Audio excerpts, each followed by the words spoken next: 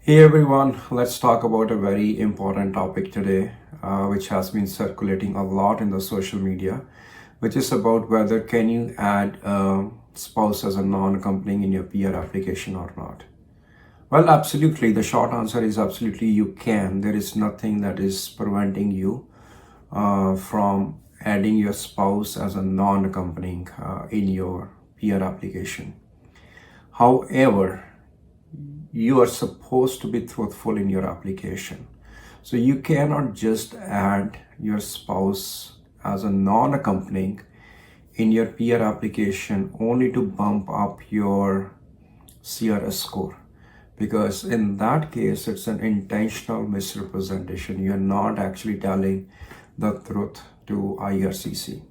Now, in certain circumstances where spouse can generally not accompany you, because they have some other reasons, and those are very valid reasons, and they are substantial reasons, and then you can support those reasons along with the documentation as well. Then in those cases, yes, you can have your spouse as a non-accompanying spouse. Where this industry as a whole is going, or where this non-accompanying thing is going, I think there's a lot of abuse that is happening. And I won't be surprised personally that, if IRCC comes out and say going forward, we are going to make a certain changes to the qualification of who could be a non-accompanying spouse. So personally, I won't be surprised. So your room of having that non-accompanying spouse is very, very limited.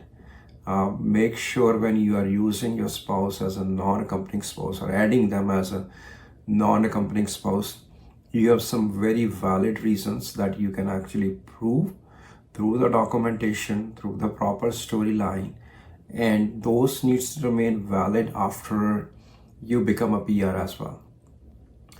It's not that you become a PR and after becoming a PR you are basically turning around in a few months and say, now I want to sponsor my spouse as part of a family class application, because that's what traditionally a lot of people has done.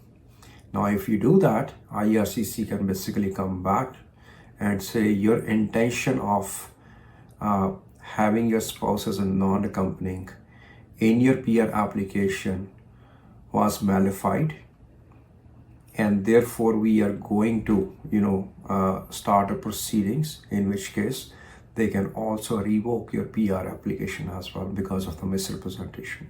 Okay, so I would suggest use it, but use it wisely. And personally, where I stand, I won't be surprised if there are changes coming down for this particular definition of who could be an accompanying spouse and who could be a non-accompanying spouse. I'll see you on the other side of the videos. Take care. Bye-bye.